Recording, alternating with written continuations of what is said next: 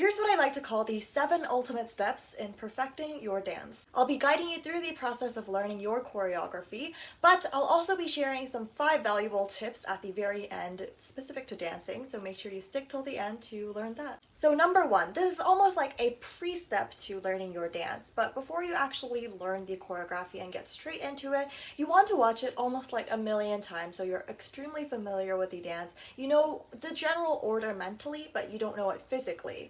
I guess learning it mentally is a faster way for your body to know it and later follow the moves. This later helps with memorization for your dance, and it also helps your body kind of know what it's getting into. And this is the reason why I always suggest a song choice that you actually really enjoy. Of course, it goes for singing as well, but for dancing, it's really important that you've seen the dance a lot and you actually enjoy it so that it's almost mentally in your mind. It's just an easier way for you to know the dance well.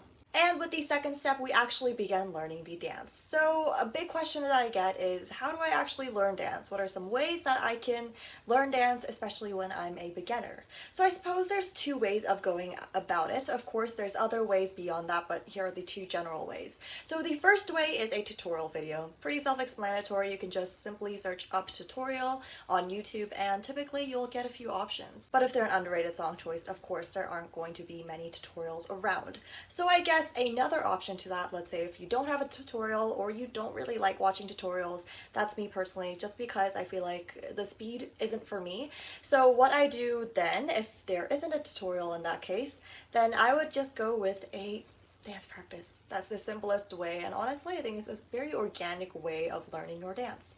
So what I typically do is I slow it down, I go through it, or I cut it up by sections. So what I mean by that is I'll take the first 20 seconds of it and then I'll slow it down, try it out, slow it down again, and then maybe I'll progressively get faster and I learn the first 20 seconds and then I repeat it with the rest of the song. I think it's personally more of a hands-on experience rather than just watching a tutorial video, but it also allows you to customize your own learning. So if you think this certain speed is too slow for you, then you can speed it up whenever you want. But for a tutorial, you're kind of limited to what the video owner is doing.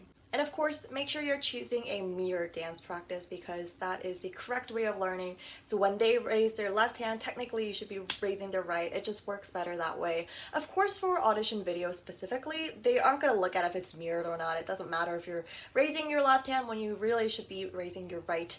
But I guess it's just like the correct way of learning dance. Now, if you're looking for specific dancing song choices, you can always check out my FAQ here on how to choose the perfect song for the dance category when it comes to Kpop Audition. I also have a website, and on there one of the products is a 100 plus dance song choices list, so it's got everything that you need to know in there. I'll leave the links to those in the description box if you are interested. And the third step addresses a question, so that is, what part of the dance should you start with when you're learning? Should it be the beginning of the song so that you can almost just start it like normal, or should you go with the chorus of the song since it's the highlight and you should almost focus on it a little bit more? Me personally, I would just suggest going from the beginning. That way you know the general order of the song choice and it's easier for you to memorize. If you start with the chorus, you're going to see that you're going to prioritize only the chorus and almost forget about the other parts of the song, and that is definitely not a choice you should make because, especially for audition videos, you're probably not going to start from the chorus. You're probably going to start from the pre-chorus or even earlier. So those parts should be prioritized even more just because it's the first thing that the judges will see and it'll kind of impact their viewpoint on you. Number 4 is another question. So which member should you follow in the case of a group choreography? I know a lot of people just go with one member and just follow them around in the entire choreography. However, I recommend just following the center. Of course, you're going to make different, I guess, adjustments depending on the choreography because the center member will change and the transitions between those will also have to change. But I personally think it's a little bit easier not only for yourself to follow, but it's also easy when you're filming an audition video because if you're just following one member around, there's obviously going to be moments where they're not really doing much, or maybe they're just on the floor just sitting, no, not sitting, maybe on their knees, or maybe they're just kind of standing and looking to their left. You don't really want those moments in your audition video, so following the center member will make it easier. Of course, this decision is up to you, and there's different styles of each member. So I get some people that actually just like to follow one member around. It's totally up to you. And of course, the song choice as well. I guess for me, it's just easier because you can always see the center member. They're not going to be hidden in any way, and they're always going to be doing something. Number 5, I already kind of mentioned this before, but it is break it up into different sections. And this one is pretty self-explanatory, but let's say you're doing the first 20 seconds. I recommend first watching it through in that speed that you want. So maybe it's half the speed of the original video. Then memorize it and try to dance with the video in mind. And if that doesn't work for you, then address the video again, watch it, and then try to do it just in front of a mirror so that way you're kind of forced to learn it on the spot and memorize it. If you see yourself always just depending on what you're seeing on the screen, then you won't really memorize it well, and it won't look perfect because you're not looking at yourself in the mirror and making adjustments as to what looks better and what doesn't. You're only looking at the video, and that doesn't really help you with your self-improvement. So make sure you are memorizing this small section and then playing it out. And number 6 is more like a tip, and it's also related to the last step. So it is to use a mirror when you're dancing. And this doesn't just go for the moves, but it also goes for the expressions that go with the moves.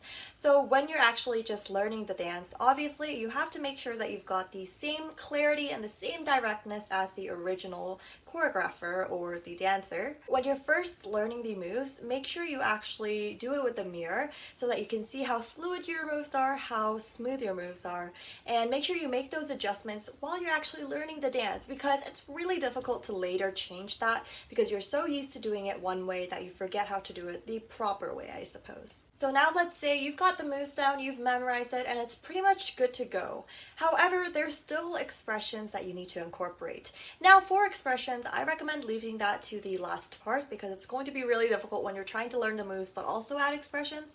So make sure you do that near the end when you've got the whole choreography down. Now this part's a little embarrassing, especially if you haven't done it often, but go through the entire song, just drop your dancing and just look at yourself in the mirror and add in expressions while lip syncing. It's gonna feel really odd and almost embarrassing. However, it's the best way to see what kind of expressions look good on you, what you think will enhance the performance overall. And even if you don't have a mirror, you can always record yourself and then look back on it later. I suppose it's just a question of do you want it quickly or do you want to rewatch it again? But for expressions, I actually recommend recording it so that later on you can see which expressions you do want to add and which you want to change. And this is the very last step, the 7th step. So record your final product with a phone, whatever, iPad, whatever that may be, and compare that to the original choreography. For this step, I actually recommend following the best performer out there. So in a group, there's always going to be one member that stands out a little bit more just because they've got a better performance or maybe better dancing skills. So compare that to yours and see which you are missing. So maybe this person has more so details on their footwork when it comes to a specific timestamp. So maybe you want to improve that. Write those down and later address it so that you can improve those factors. Now this part is really, I guess, it's a lot of work, but it's so important when you need those details down, and ultimately these details really do add up. When it comes to all of my evaluations on my Kpop Audition course, there's a lot of people that have the general choreography because really it's not that hard to have, but there's a lot of people that miss these finer details and also stage presence. This is also another thing that you need to be looking out for. So make sure when you're comparing it, you compare it well with all of these different factors in mind. Okay, so now we're going to move on to the 5 tips that I have for dancing, and these are really important, so please listen to them carefully. Okay, so first thing, this one is about freestyle. Now I do have a video on freestyling if you're interested in watching. I think it covers everything that you need to know, especially if you are a beginner to freestyling. So with that being said, a lot of people actually try to freestyle before they are accustomed to dancing, before they know a bunch of choreographies. And this is a definite mistake because if you're a beginner to dancing, your freestyling is just not going to look that great, and that's just the honest truth because you don't have those skills in hand and you don't have techniques.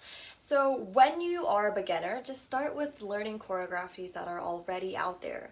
They're there for a reason, and there's obviously choreographies with different skill levels, so make sure you choose appropriately and don't start with freestyling. Obviously, if you want to do it for fun, go for it, but it shouldn't be like your main factor for improving your dance. And the same thing goes for when you're trying to create your choreographies. There are already people that do it better than you because they are professionals. So start with those rather than trying to make your own choreography. Again, if it's for fun, go for it, but when I mean like for an audition. Number two, this is just kind of less of a tip, but more something you need to know.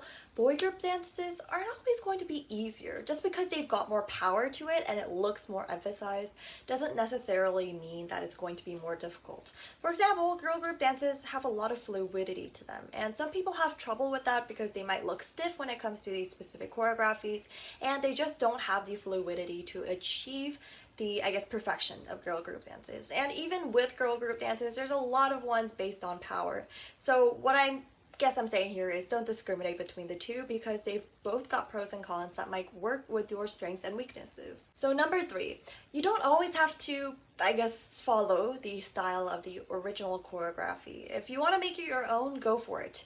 Now, again, this is a little bit more so for advanced dancers that know their strengths and weaknesses, but you don't always have to copy the style of the original artist because obviously those are going to be different to your original style. My hair is almost curled in a way that I keep eating it. It's weird. What was I saying? Yes. Some styles are going to suit other people better and some are going to not really suit you well. So make sure you find what style suits you the best and work with that. And number five, this might be quite difficult for you to realize, but choose song choices that are challenging you, but at the same time not too impossible to the point where you feel like you're given up. Because it's really hard to find that middle ground where it's challenging and it almost makes you a better dancer, and also the line between impossible almost. So here's my tip. When you're first learning dance and you don't really know where to start with your favorite choreographies. It doesn't matter if it's overused just because you're not really going to use this for an audition. I guess just choose a song from one of your favorite artists because you're already kind of accustomed to what the choreography looks like because you've watched so many dance practices of them or performances of them, or I hope at least. And the very last tip, number five, would be to learn a new choreography every single week. And I know this seems like some impossible thing, however it really shouldn't be. It's 3 minutes every single week. If you break that down, it's extremely easy.